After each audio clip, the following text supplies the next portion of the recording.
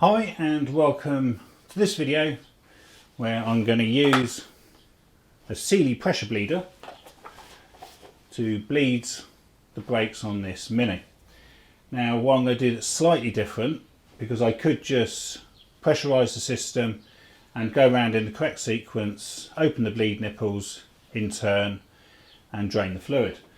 What I'm also going to do is take the opportunity to actually have a look at each brake caliper, and while I'm at it I'm going to wind each caliper back in and expel the old fluid first. So that way there's the minimum volume in each caliper for when I come to pressure bleed. So it might just give me a slightly better bleed, and we'll make sure that all the old fluid has definitely been flushed out. And then obviously after that I'll check the ABS unit that was soldered, and hopefully the ABS issue has been resolved, though because there's so many possible reasons that the ABS unit may have failed, I'm not sort of really holding much hope for that. And also my diagnostic laptop isn't working, so I can't plug the car in now to see what the error codes are or to clear any of the codes, so I'm a little bit handicapped in that department now. But anyway, so this video is basically using one of these to pressurise the brakes on a Mini Cooper. Thank you. So as mentioned, you don't have to wind each caliper back in when doing a brake fluid flush, but I wish to check each caliper while they were accessible. So what we will need is the little metal hook for pulling off the plastic hubcaps, and also the locking wheel nut tool if you have one. So Haynes and Bentley publishers say to start at the wheel furthest from the master cylinder, but show a left-hand drive car with the master cylinder on the left. Their bleeding sequence is right rear brake, left rear brake, right front brake, left front brake. So my only question is, if the master cylinder is on the right, as in the UK, would the furthest brake from the master cylinder be the rear left? And if so, would the sequence for a right-hand drive car then be left rear, left front, and right front ending at the wheel next to the master cylinder? So as the manual says rear right, that's the one I'll start with. So here's the jacking point. I'll just take the car up a little bit, but then I've got to obviously break those wheel nuts loose, which is a bit trickier when the car's actually on skates. So that's a 17mm socket there, and putting our locking key in now so we can remove the wheel. So we'll have a quick photo here just to show the main parts. So the main parts are the rear strut assembly. You can see the brake disc and the brake caliper, and the rear anti-roll bar, the anti-roll bar link, and the rear trailing arm. And if we look behind the wheel, these are the main parts. We can see our bleed nipple there, the hydraulic brake pipe, the ABS sensor, and the handbrake cable. So bleed nipples can be notoriously difficult to remove without breaking, so it's well worth putting a bit of penetrating fluid on first and leave that to soak in a bit.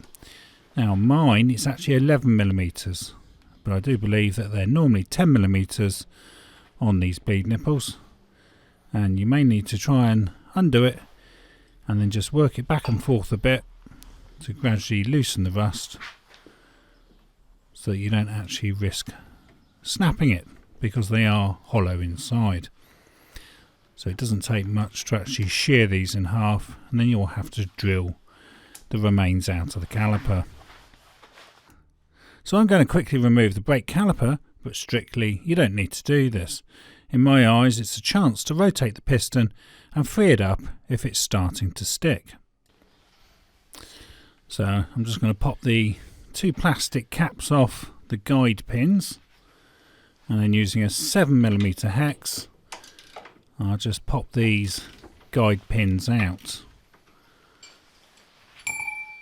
And then what we need to do is pull the spring off the caliper. They can actually get stuck in as well.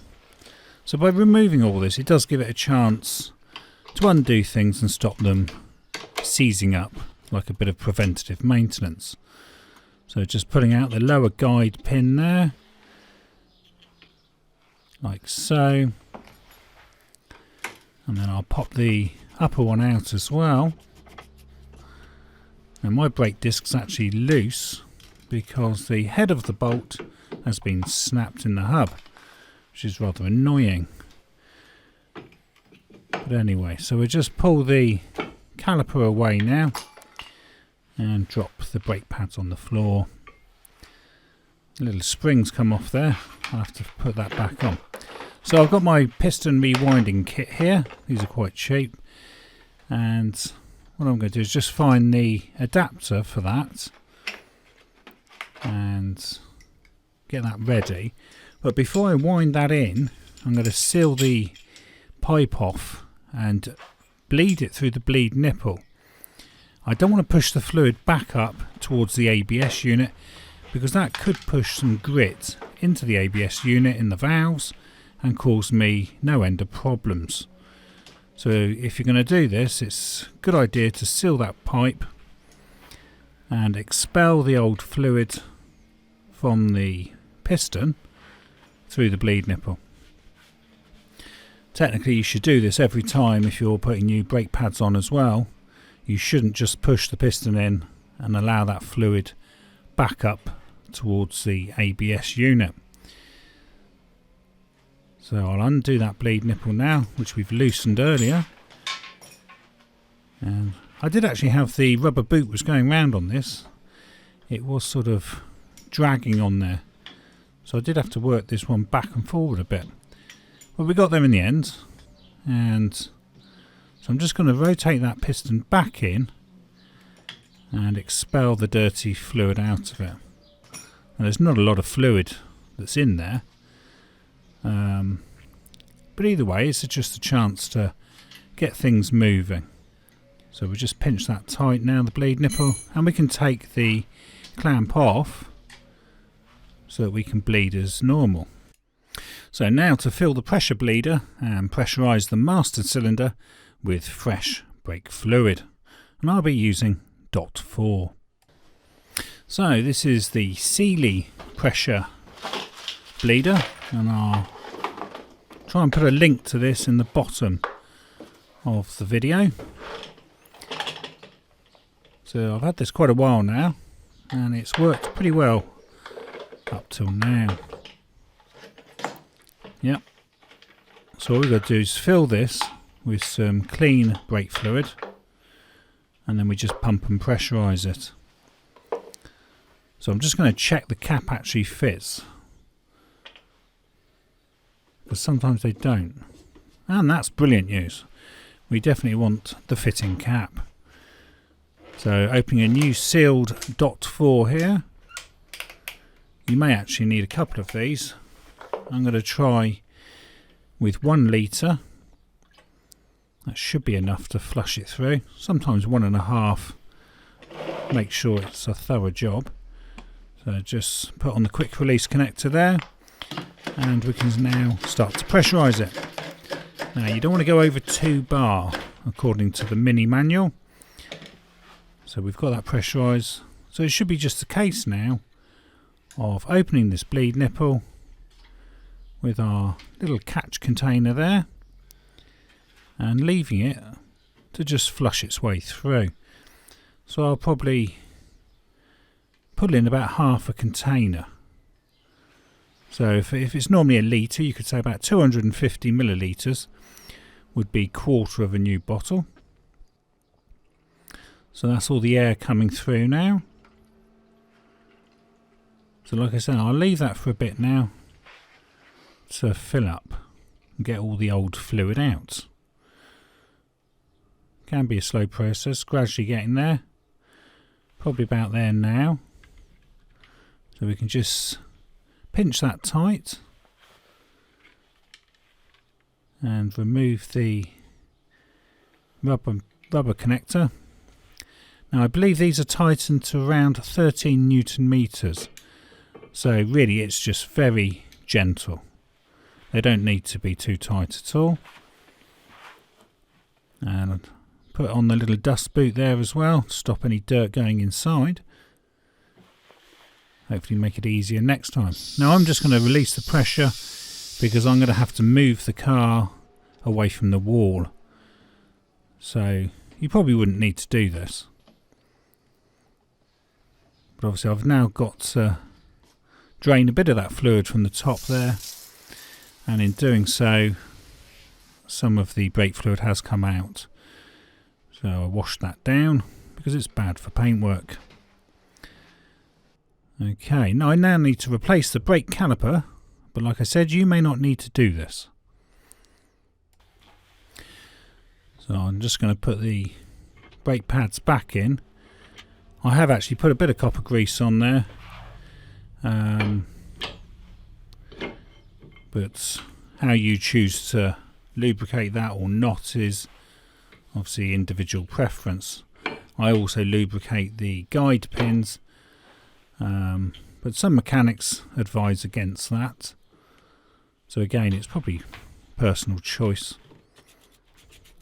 So this is 7mm hex, and we tighten these guide pins to 30 Newton meters.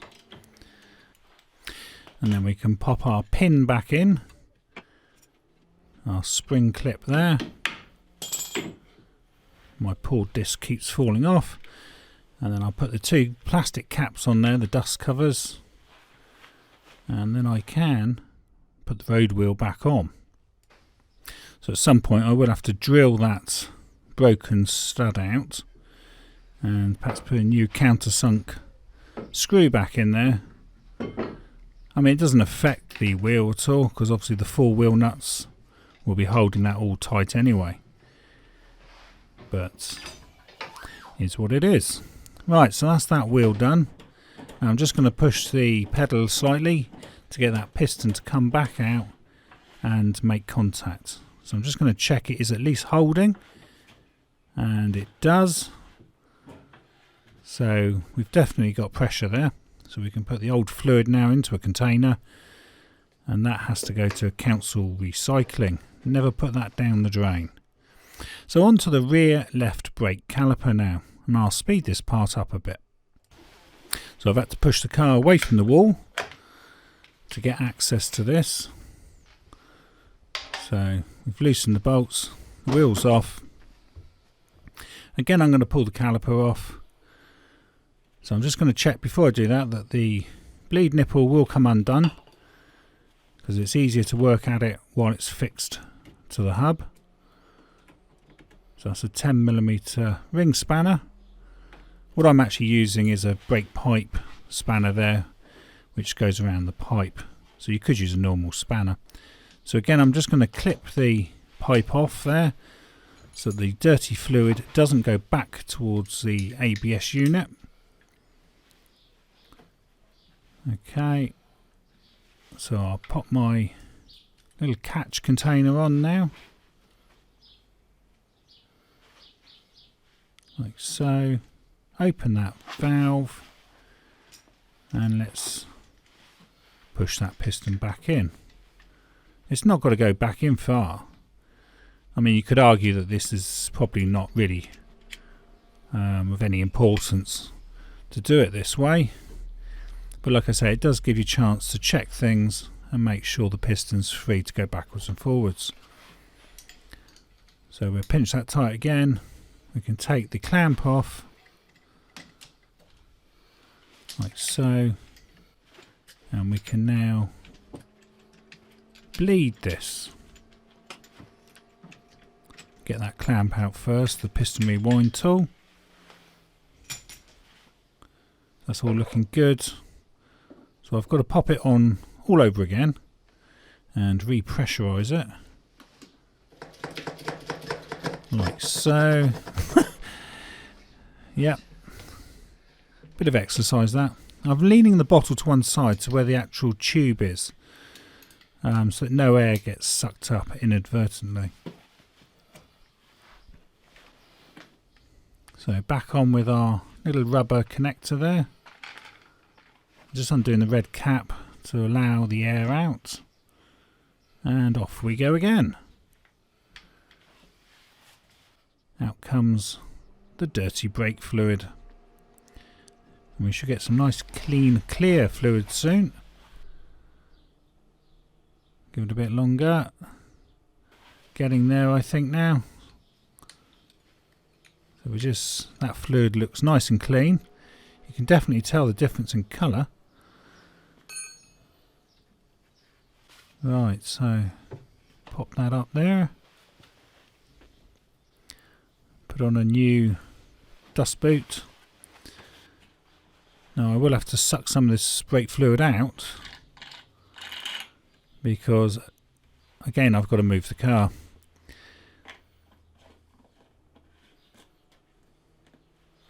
So I'll have to discard that fluid as well because it's been in the syringe.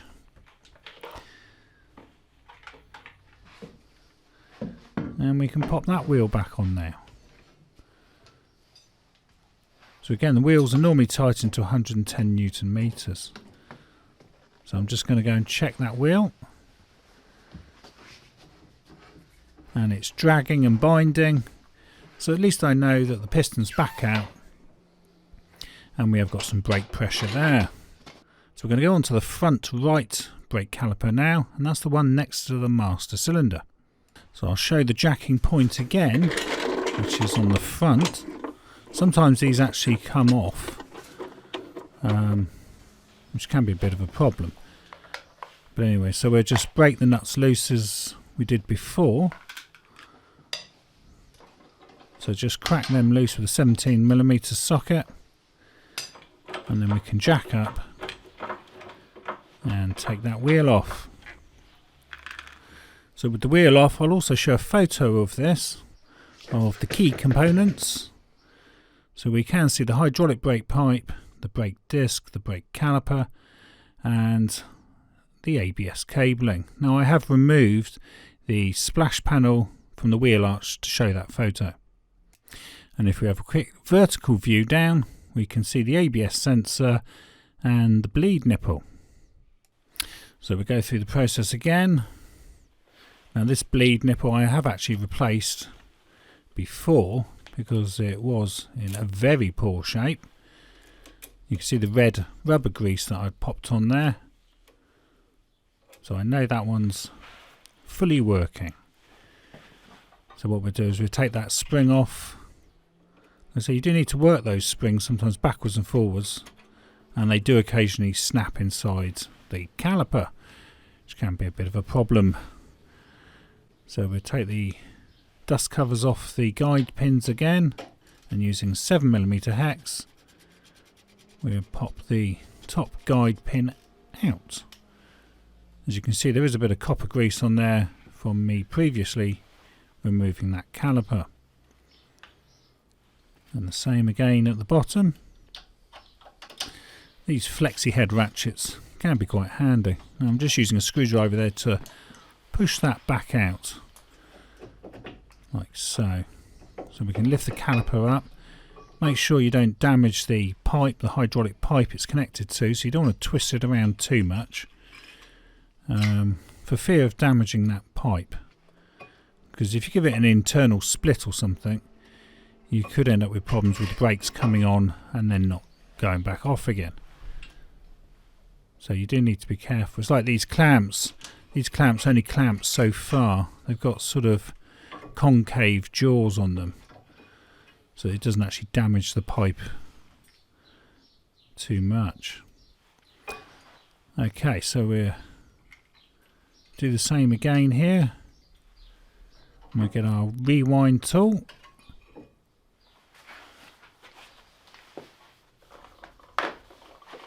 So again, I'll put a link to this set in the bottom of the video. These are pretty cheap. I think they're only like about £20 for one of these kits now, and they are pretty handy sets to have. Okay, so we can push that in now.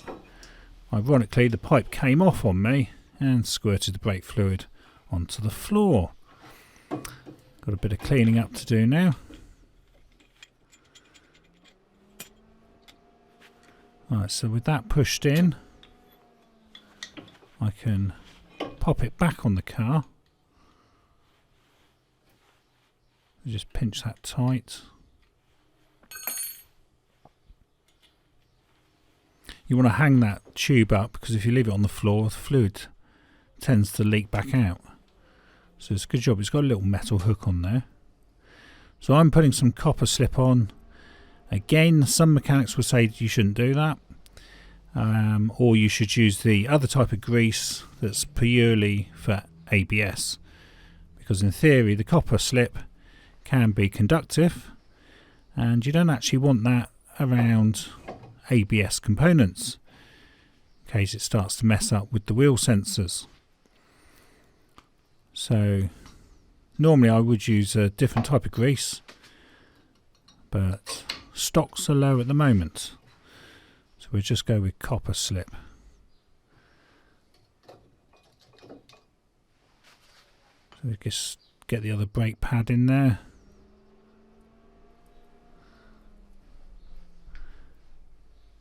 I do tend to have a bit of a passion for greasing things up as the cure to everything.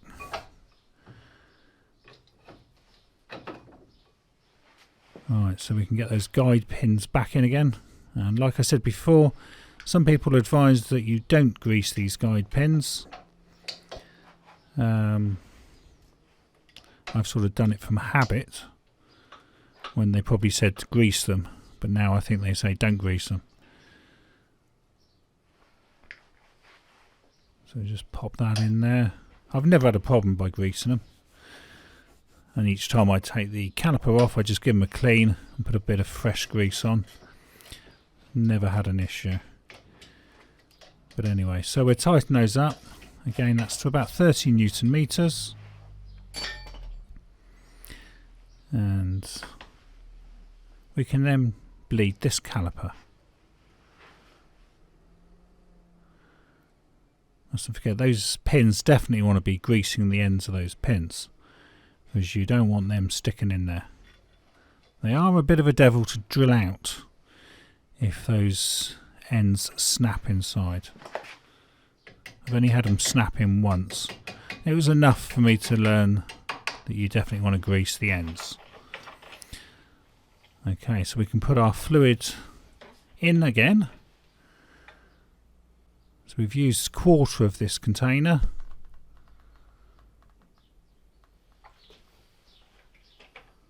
And you always need to keep the container sealed, because brake fluid is hygroscopic, which means it absorbs water from the atmosphere, which is not what you want in your brake fluid, because then if the brakes get too hot, the water turns to steam and gives you some sort of sponginess to your brake pedal, because steam can't transfer the hydraulic pressure. So again, this is one of the reasons why they probably say you should change your brake fluid every 2 years, to make sure that if there's any water contamination in there, you've got it out. I think the water used to get in through the pipe works, through the rubber flexible pipes, though I don't think that's quite so much of an issue today. So, but I think with the ABS units, it's definitely worth having clean fluid in there. I expect the anti-corrosive properties of the brake fluid start to deteriorate after 2 years. Hence, it's a good idea to change it every 2 years, like the manual says. Okay, so that's this one done. Got a bit of cleaning up to do there.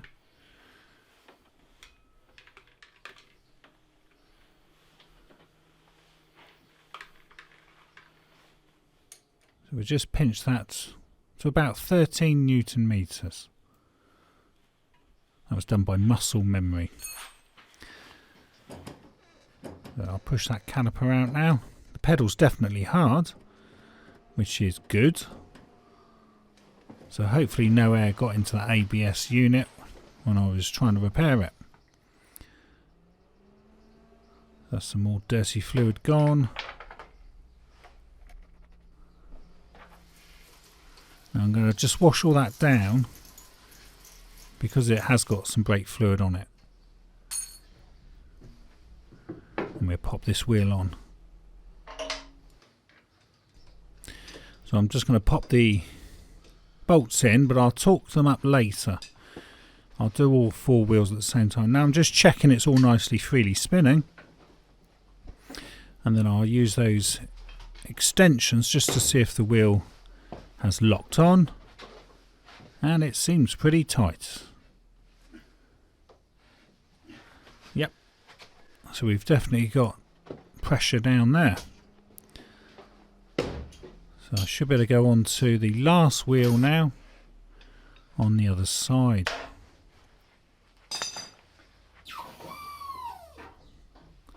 Right then, so we've got to push the car away from the wall again.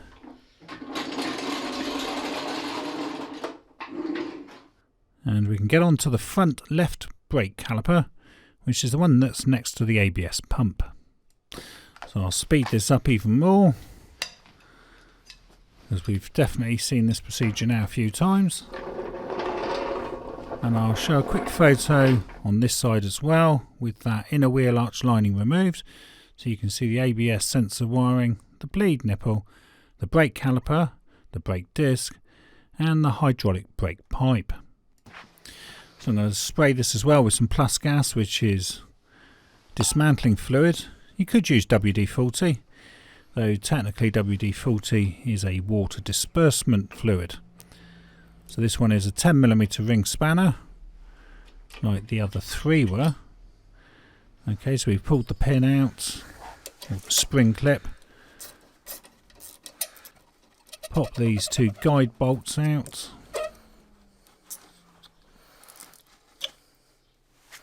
There's a little bit of black on there, which I will clean off, almost like some brake dust that's carbonised, probably with the heat.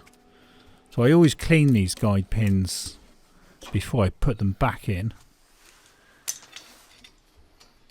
So this one's stuck on a bit. It's probably the pressure from the pressure bottle forcing the piston out onto the brake shoes, because even that pressure from that bottle is enough to actually put the brakes on.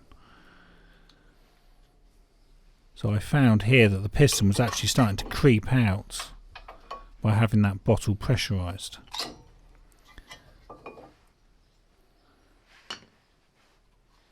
So I'll go through the same procedure yet again. Clamp the hydraulic line off there, and let's get some fluid out of the piston. I mean, once if the brake pads are worn, then quite a lot of fluid will obviously come out. But these are quite new brake pads, so there's not a lot in there. But at least by spinning the pistons, you know that they're actually free, or whether they're starting to stick and might need replacing at future dates. So we'll pop this back on the car now. Like I said, that piston was creeping out, so it was actually a bit of an issue there.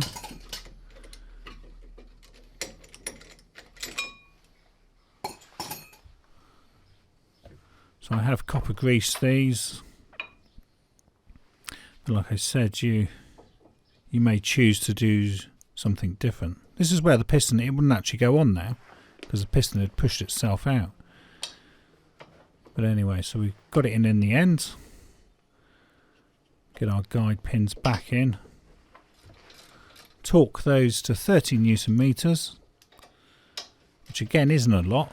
It's just very gentle hand tight, really. Put the covers on there. Pop our old spring back in. And then we should be ready to do our final pressure bleed. Okay, so with the piston fully wound back, I will now start the bleeding process on the last wheel.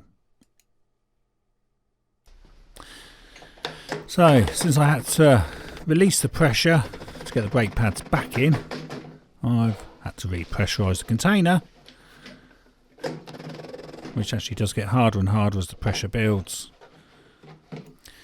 So now that pressure's up, we can do the final bleeding. So hopefully this will solve all the issues with my brakes. So at least I know that clean fluid is throughout the whole system. Though the only issue is whether or not the fluid has actually gone through the ABS unit properly. Because technically you are supposed to connect the car to a diagnostic computer and set it to a particular program which operates the ABS pump, and presumably that would bleed any remaining air out of the pump itself. Now, since I don't have the facility to do that, I could still be in a bit of trouble here, because if any air did get into that hydraulic unit of the ABS unit when I was removing it, I may find I still end up with a brake problem. So although the pedal is hard at the moment, all may not be well. So that is the only risk with removing the ABS unit as a whole item and allowing air into the whole system. But the pedal's definitely tight. So we'll go around and check it, and that is definitely locked on, or I'm just extremely weak. Could be that I'm just really weak. So let's remove the air pressure now for the final time, and our brake fluid should be lovely and clean. Now before that was all murky and cloudy and you couldn't see the bottom, and you can definitely see inside the reservoir now. So we just suck off the remaining so we get it down to the correct level, because it's overfilled at the moment. So that should be at max now. Pop our cap on. And importantly, torque all the wheel nuts to the 110 Newton meters in a diagonal manner.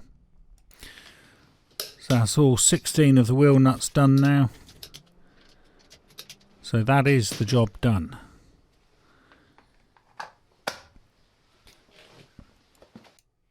And to answer the question to the ABS pump in the previous video, unfortunately it appears to have not worked. I presume something else was the issue, and since my OBD diagnostic laptop has also stopped working, I have decided to pull the Silver Mini off the road as I deem it unsafe now.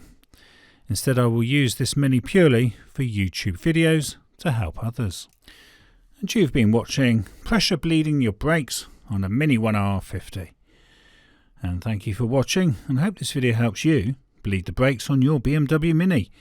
This video was filmed and edited by me, Mark Savage, in June 2021, and I can be found on Instagram and Facebook under Coots and Gators.